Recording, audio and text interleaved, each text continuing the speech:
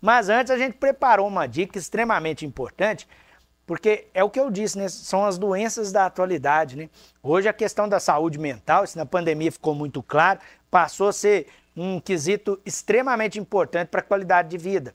E a ansiedade, a depressão, infelizmente, são situações que fazem parte da rotina de muitas famílias, né? E é uma situação que pode garantir um benefício da Previdência. Exatamente, Flaviano. Hoje em dia, a doença do século, né, que é chamada, é a depressão, e ela acomete muitas pessoas de faixas etárias diferentes, mas está mais presente nas pessoas ali que nasceram no ano de 90 para frente, um pouco, que seriam o pessoal de 30 e poucos anos, e na sua maioria das vezes, quando ela começa a comprometer a capacidade laborativa da pessoa, ela vem acompanhada da síndrome de burnout, que é exatamente quando a pessoa desliga, né, da função, ela não consegue render, não consegue produzir, e isso começa a corroer ela por dentro, que vai só gerando mais sintomas da depressão e da ansiedade. E se a pessoa trabalha, contribui, ela tem direito sim a um auxílio-doença e, a depender do nível, quem sabe até uma aposentadoria por invalidez. Esse é um ponto importante que a gente tem que ressaltar. Não adianta só você ter a patologia, ela tem que estar comprometendo, né, a sua capacidade de trabalho. Tem muitas profissões, por exemplo, que você é muito exigido mentalmente, né? Essas profissões, primeiramente, são as mais afetadas, né? Exatamente. Algum tipo de profissão que vai gerar um benefício, por exemplo, é operador de máquina de construção de grande porte. Guindaste, por exemplo. Uma pessoa que trabalha operando um guindaste e está com síndrome de burnout, ela não pode continuar trabalhando. Ela tem que ser afastada. Outro tipo de profissões seria uma profissão que lida com o público. Atendimento ao público também é uma profissão que vai gerar um estresse muito maior na pessoa. E dependendo do grau da ansiedade, do nível da depressão e até da síndrome de burnout, dependendo da situação, ela sim tem direito a um benefício, porque isso implica diretamente na lida com o trabalho dela. E por que que a legislação garante o benefício do afastamento? Por questão de segurança, né? Segurança para a pessoa que está enfrentando aquele problema de saúde e precisa tratar, né, gente? Porque é um problema de saúde que tem tratamento. Obviamente, o que a gente quer é que a pessoa consiga, de novo, recuperar sua capacidade. Mas naquele período que ela está fazendo tratamento, ela tem que ser afastada para a segurança dela e de outras pessoas, né? Você está citando aí o exemplo de quem lida com máquinas pesadas, né? Isso, por exemplo, pode trazer um risco muito grande para muitas pessoas que estão ali no trabalho.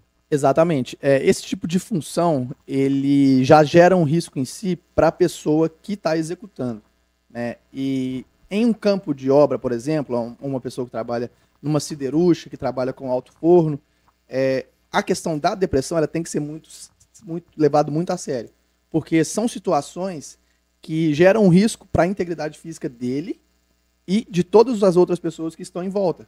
Então, a pessoa acometida com a depressão, no momento que está passando por uma dificuldade emocional muito grande, ela está sujeita a fazer várias coisas, contra ela mesma e até contra as pessoas à sua volta. Então, tem que ser levado muito a sério, tem que ter o laudo psicológico, a anamnese, tanto do psicólogo quanto do psiquiatra, a contribuição e, assim, o auxílio-doença, que é um benefício por incapacidade temporária, ele é concedido dependendo do laudo médico da anamnese que foi entregue ao INSS, ele é concedido até pela teste médica, que é a parte robótica do INSS que faz a análise dos pedidos sem passar pela perícia. E o primeiro passo, né, para você ter acesso a esse benefício é justamente comprovar essa incapacidade, né? Você está citando a questão do laudo médico, né? Ele é essencial, né? Ele precisa ser muito bem feito e, obviamente, trazer todas as particularidades que hoje a Previdência exige. Exatamente. A prova médica da doença, ela tem que estar muito bem trabalhada, ela tem que estar muito bem feita. Anamnese psicológica, psiquiatra, tratamento ambulatorial, tanto em hospital quanto em rede de apoio da prefeitura, Sersan, CAPS. Então, assim, quanto mais documentação você tiver sobre isso, melhor e mais forte vai ser o seu pedido.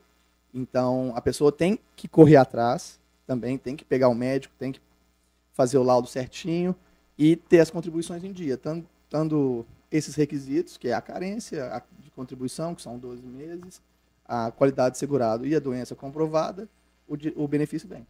Nesses casos, a perícia também precisa ser feita, Augusto? Como que funciona? Sim, em regra, a perícia do INSS ela tem que ser feita. Só que, como eu disse, dependendo da documentação acostada no processo, esse ateste médico, que é um sistema do INSS, ele já vai analisar o pedido antes mesmo da perícia. E dependendo da situação, da profissão da pessoa, já é concedido o pedido de imediato. Talvez não pelo tempo todo que o atestado, por exemplo, pede, mas concede um período para a pessoa e pede para ela pedir a prorrogação depois, e nessa prorrogação que vai ser feita talvez uma perícia depois para analisar como é que está o caso da pessoa. Então, em regra, sim, o INSS faz a perícia, só que se o pedido estiver bem feito, estiver muito bem comprovado, a chance de conseguir pela ateste médico, que é o sistema do INSS, sem perícia, existe.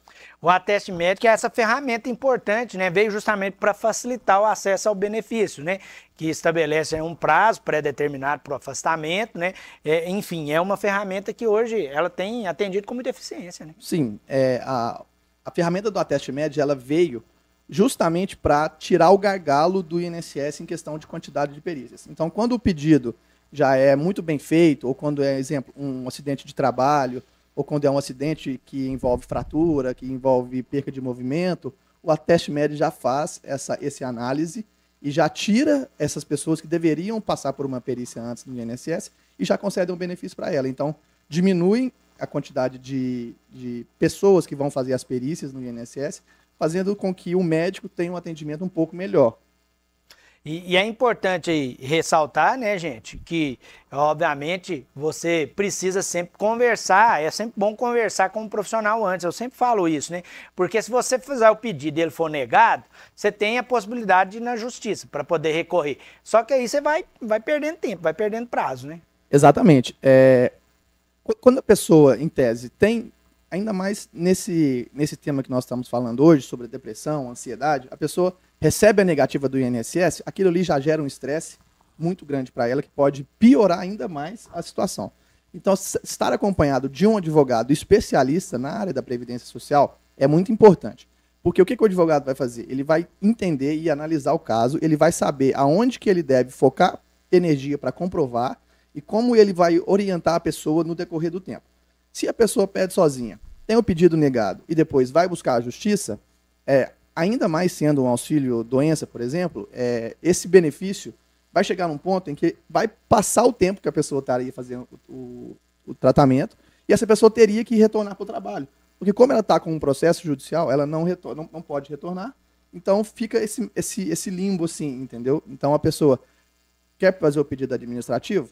Sim, faz o pedido, faz a análise com um advogado especialista, o laudo médico, a anamnese, todo perfeito, assim, a chance de ser negado é muito baixa, é praticamente nenhuma. Só que, se caso ser negado, tem sim que buscar na justiça. Não estou querendo dizer que não pode buscar na justiça, mas o ideal, nesse tipo de doença, é tentar o mais perfeito possível para fazer na via administrativa. Por isso que eu sempre reforço, né, que o escritório fica ali na Avenida Getúlio Vargas, em frente à Previdência Social, sempre de portas abertas para receber quem tem alguma dúvida, quem quer tirar uma orientação, né?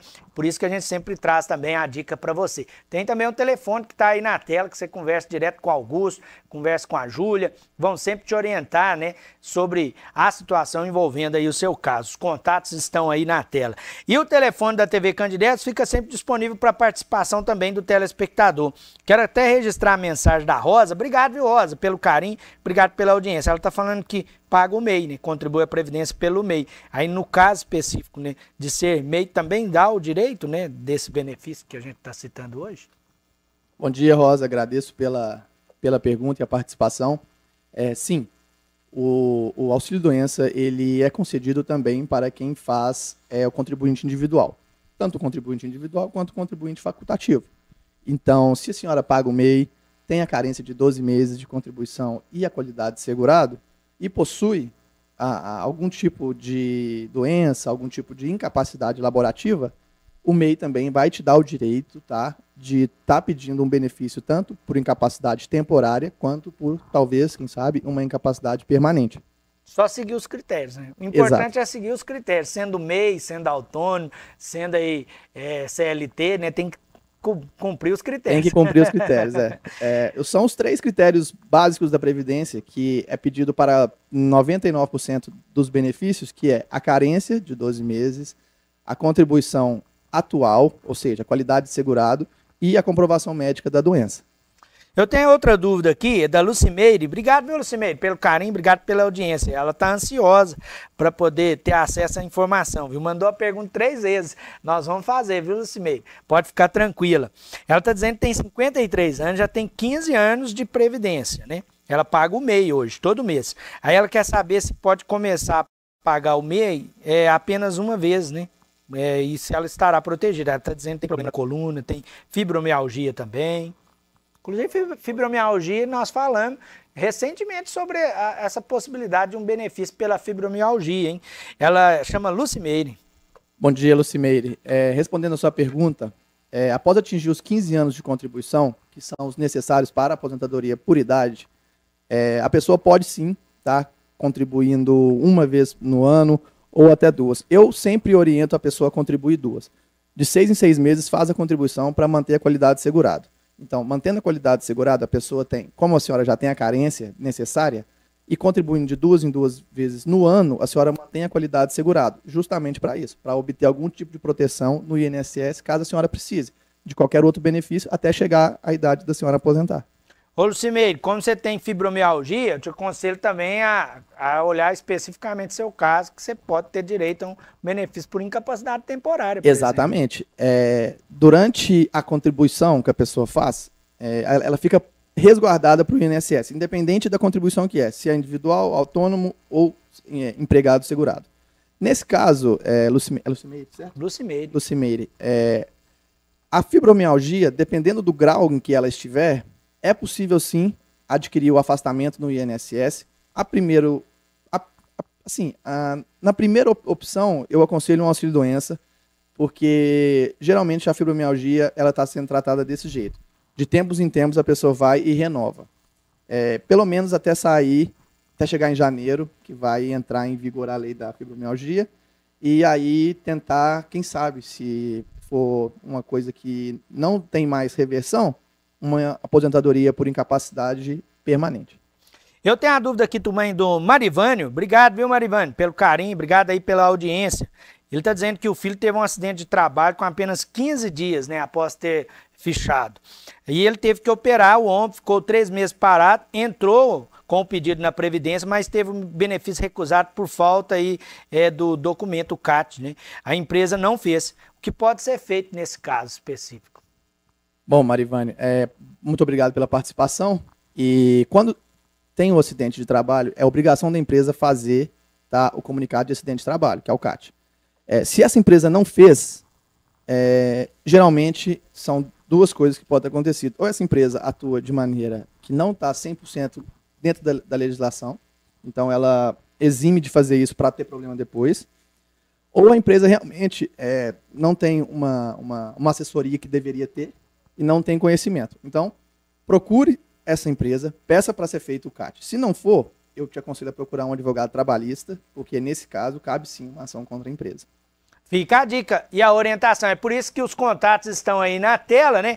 Quem tiver alguma dúvida pode fazer contato pelo telefone, na rede social, ou pode ir direto no escritório que fica lá na Avenida Getúlio Vargas, em frente à Previdência Social. É a referência para você. Muito obrigado, meu Augusto, pela presença. Fabiano, eu queria pedir uns segundinhos a mais para poder falar sobre o golpe do falso advogado. Sim, claro. Que vem acontecendo corriqueiramente. Inclusive, nosso escritório foi vítima na semana passada 3 vezes. E, assim, pessoal, você que tem um advogado contratado, o passo número 1 é sempre deixe o número dele salvo no seu telefone. Se qualquer imagem dele aparecer com um número diferente, desconfie. Qualquer imagem do escritório, logomarca, aparecer que não é um número que vocês estão acostumados a falarem com o seu advogado, desconfie.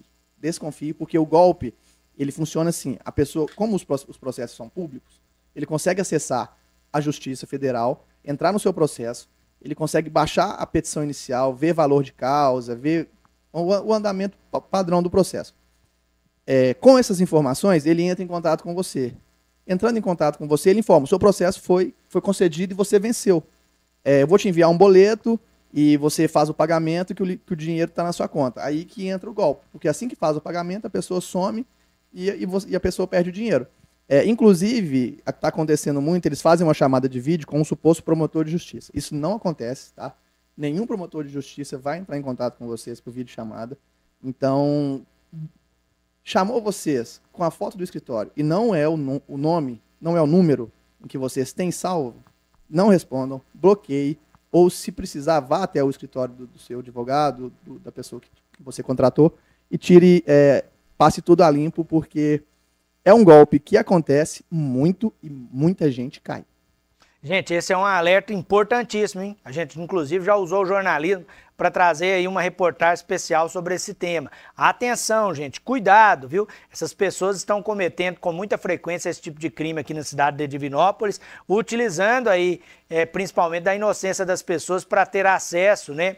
Principalmente a dinheiro de forma indevida. Então, atenção, o alerta que o Augusto está fazendo é um dos mais importantes, viu? Desconfie sempre, né? Liga para o advogado ou vá direto no escritório, né? Conversa com ele pessoalmente antes de qualquer procedimento, tá, gente? Antes de você tomar aí o prejuízo por causa dessa ação criminosa.